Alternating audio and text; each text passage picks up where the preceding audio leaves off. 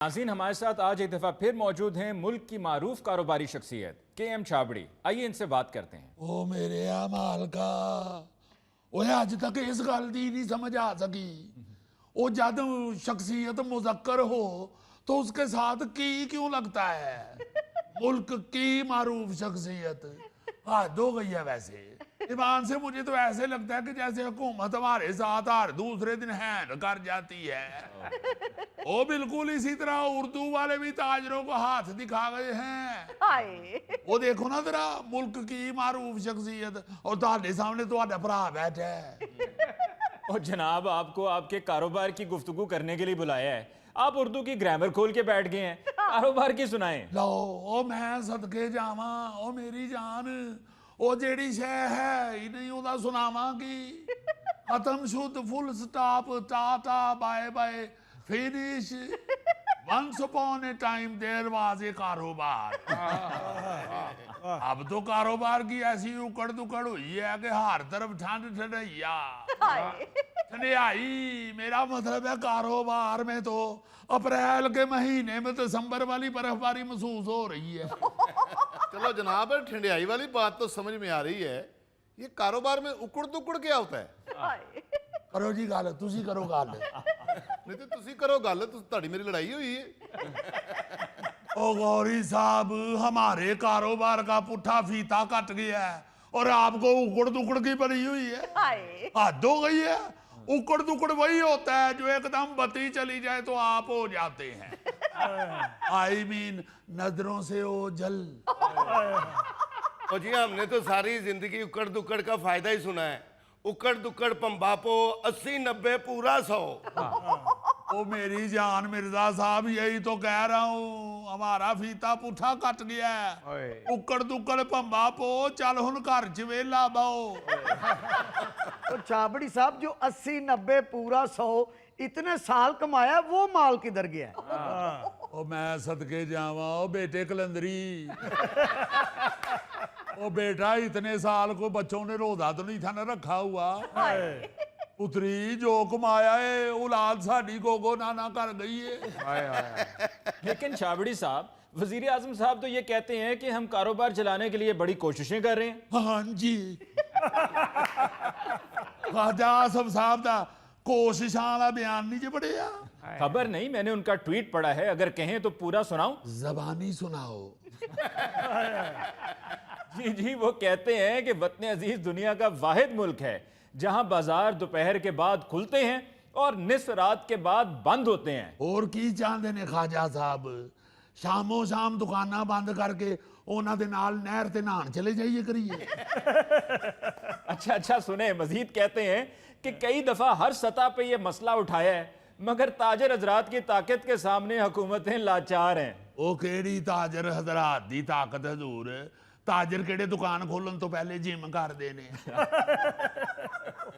अच्छा, मजीद उन्होंने कहा कि सालों से बिजली का रोना रोया जाता है, लेकिन बिजली चोरी हक समझ के की जाती है। हाय ओ मैं सदके जावा अली मुमताज साहब, एक मिनट। मैं रब दी रहमत दे नाल ਕੰਨਾਂ ਨੂੰ ਹੱਥ ਲਾ ਕੇ ਕਹਿੰਦਾ, ਮੈਂ ਨਹੀਂ ਜੇ ਕਦੀ ਬਿਜਲੀ ਚੋਰੀ ਕੀਤੀ। ਮੈਂ ਤੇ ਬਿਜਲੀ ਚੋਰੀ ਕਰਨ ਵਾਲੇ ਤੇ ਹਲਕੀ ਜੀ ਲਾਨਤ ਵੀ ਭੇਜਣਾ ਵਾ। वो हल्की को भेज दो जनाब, पूरी भेजो, चोर ने। ਉਹ ਮੈਂ ਸਦਕੇ ਜਾਵਾਂ ਵਿੱਚੋਂ ਕਈ ਰਿਸ਼ਤੇਦਾਰ ਵੀ ਨੇ ਨਾ। छाबड़ी साहब, एक मिनट। ख्वाजा साहब ने मजीद लिखा है कि अल्लाह ने हमें 12 महीने सूरज की रोशनी से नवाजा है, मगर ताजिर हजरात मुसर हैं कि कारोबार रात अंधेरे में बिजली की रोशनी में करना है। ਇਹ ਮੋਸੇਰੇ ਵੇਜੇ ਮੂੰ ਮੇਰਾ ਮੈਂ ਮਿਸਰ ਪੜਦਾ ਰਿਹਾ ਵਾਂ।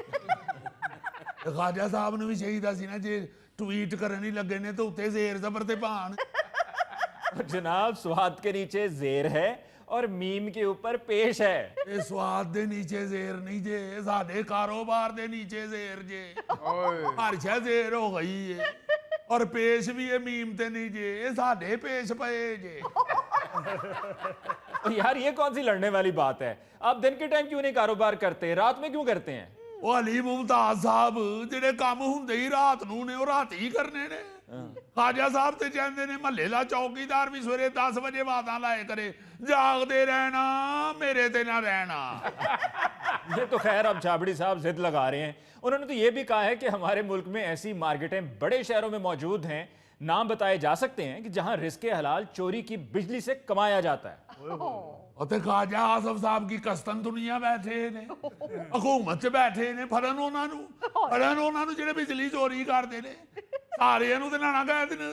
ਹੱਦ ਹੋ ਗਈ ਹੈ। ਮੈਂ ਜਦੋਂ ਦਾ ਖਾਜਾ ਸਾਹਿਬ ਦਾ ਬਿਆਨ ਆਇਆ ਘਰੋਂ, ਤੁਹਾਡੀ ਭਰਜਾਈ ਦੇ ਅੱਗੋਂ ਲੰਘਣਾ ਉਹ ਪਿੱਛੇ ਹੋਣ ਲੱਗੀ ਜੀ, ਹੱਸ ਕੇ ਕਹਿ ਦਿੰਦੀ ਹੈ ਚੋਰ। ਉਹ ਕੋਲੋਂ ਬੈਠੇ ਬੱਚੇ ਵੀ ਹੱਸਣ ਡੈ ਹੁੰਦੇ ਨੇ। ਉਹਨਾਂ ਨੂੰ ਫਿਰ ਕਲੀਅਰ ਕਰਨ ਵਾਸਤੇ ਕਹੀਦਾ ਬੇਟੇ ਇਸ ਲਈ ਕਹਿ ਰਹੀ ਹੈ मैंने इसका दिल चुराया है। ਖਾਜਾ ਸਾਹਿਬ ਨੂੰ ਕਹੋ ਜਿਨ੍ਹਾਂ ਦਾ ਪਤਾ ਹੈ ਤੁਹਾਨੂੰ, ਤੁਸੀਂ ਲਵੋ ਨਾਮ ਲੈ ਸਕਦੇ ਆ, ਕੀ ਹੋਇਆ ਲਵੋ, ਉਹ ਲਵੋ ਨਾਮ। ਇਹ ਸਾਰਿਆਂ ਤੇ ਕਾਹਦੇ ਲਈ ਇਲਜ਼ਾਮਾਤ ਦਾ ਛੱਡ ਛਟਈਆ ਕਰ ਰਹੇ ਹੋ? उन्हें किसने रोका है? हमारी हालत तो देखो अली मुमताज साहब, जम्मे जमाए हमारे कारोबार सारे फिनिश। ਚਟਿਆਈ ਸ਼ੀਸ਼ਾ ਬੈਲਜੀਅਮ। ਐਕਸਕਿਊਜ਼ ਮੀ ਛਾਬੜੀ ਸਾਹਿਬ, ਨਿੱਕੇ ਨਿੱਕੇ ਜਦੋਂ ਹੁੰਦੇ ਸਨ ਉਦੋਂ ਤੇ ਤੁਹਾਡੇ ਰੋਣੇ ਸੁਣਨ ਨੇ ਕਾਰੋਬਾਰੀ ਲੋਕਾਂ ਦੇ ਕਿ ਮਾਰੇ ਗਏ, ਲੁੱਟੇ ਗਏ, ਕੱਖ ਨਹੀਂ ਰਿਹਾ। ਮੇਰਾ ਖਿਆਲ ਹੈ ਤੁਸੀਂ ਰਹਿੰਦੇ ਹੀ ਕਿਧਰੇ ਗਰੀਬ ਮਹੱਲੇ 'ਚ ਹੋ। ਇਹ ਤੁਹਾਡੇ ਮਹੱਲੇ 'ਚ ਤੇ ਕਿਸੇ 2.5 ਕਿਲੋ ਅਮਰੂਦ ਲਾਏ ਹੋਣ ਤੇ ਤੁਸੀਂ ਉਹਨੂੰ ਵੀ ਤਾਜਰ ਸਮਝਣ ਦੇ। ਉਹ ਜਿਹੜੇ ਕਰੋੜਾਂ ਰੁਪਏ ਲਾ ਕੇ ਬੈਠੇ ਨੇ, ਜਾ ਕੇ ਉਹਨਾਂ ਵਿਚਾਰਿਆਂ ਦੀ ਕੋਈ ਦਾਦ ਰਸੀ ਕਰੋ, ਉਹਨਾਂ ਨੂੰ ਕੋ ਪੁੱਛੋ ਤੇ ਸਹੀ। सीधा चोरी का ही इल्जाम लगा दिया। ये मैनू लगता अली मुमताज साहब खाजा साहब किसी गलत एड्रैस ते चले गए ने। इन्हां नू कहो चोर नू फोन करके कहो मुझे करंट लोकेशन भेजे।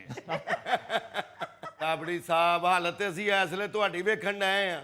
5-6 ਲੱਖ ਦੀ ਚੇਨ ਪਾਈ ਜੇ, 82,000 ਦਾ ਸੂਟ ਪਾਇਆ ਜੇ, 3-4 ਲੱਖ ਦੀ ਮੁੰਦਰੀ ਵੀ ਪਾਈ ਜੇ। लो करो गल हुण। ओ मिर्जा साहब वखरी FIA तबीयत करके बैठे।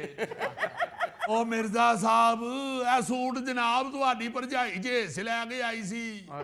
51 मस्कीनणी अपने ले आई सी, मेरे सिर्फ 10 सूट लै के आई सारे। आ वड्डा मुंडा हुण 20 सालां दा हो गया ते ओही 10 सूट पाउंदे आ। उतो जी तुहानू जंजीर नजर आन रही है ना, ये उस दौर च बनाई सी जो गाना चलता सी रक्से जंजीर पहन कर भी किया जाता है।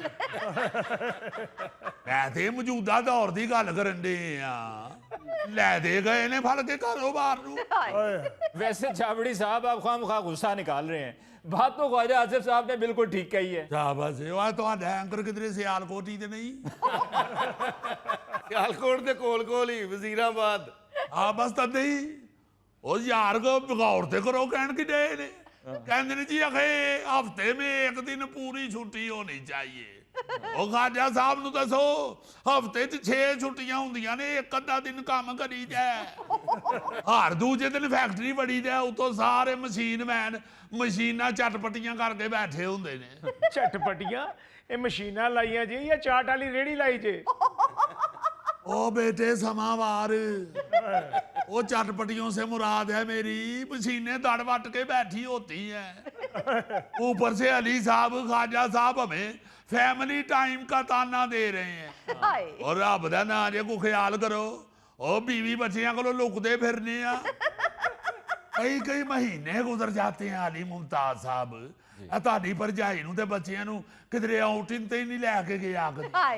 ਇਸ ਲਈ ਭਰਜਾਈ ਤੁਹਾਡੀ ਕਹਿ ਵੀ ਦਵੇ ਸਾਬੜੀ ਜਾਨੂ ਚਲੋ ਕਹੀਂ ਆਊਟਿੰਗ पे चले।